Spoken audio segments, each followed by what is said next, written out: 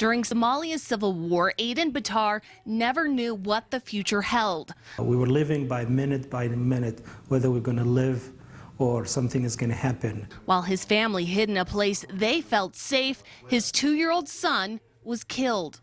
He was burned from the neck down, and there were no hospitals that were operating at the time, and no doctors, and he only survived 5 days, and then we had to bury him. After 2 years in a Kenyan refugee camp, Batar became the first Somalian citizen granted asylum in Utah.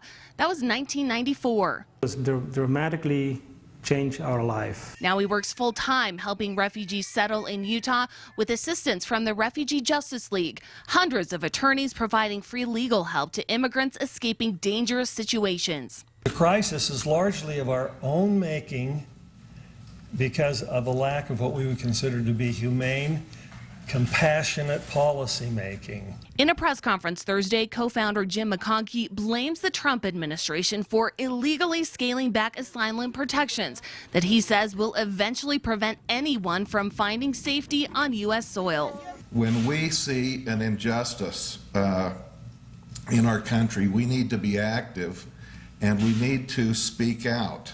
Meanwhile, President Trump's press secretary Stephanie Grisham says, quote, the rule properly encourages migrants to seek asylum in other countries they've traveled through before reaching the United States and make those who fail to do so ineligible for asylum. She suggests the policy is a major crackdown on those who exploit the asylum system to get into the U.S. illegally.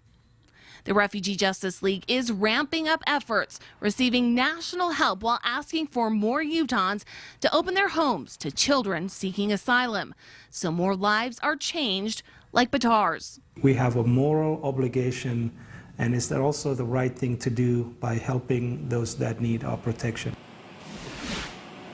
And as for the conflicting rulings that were announced yesterday, they're both expected to be appealed, and they could end up in the U.S. Supreme Court. Reporting live in Salt Lake City, Haley Higgins, Fox 13 News, Utah.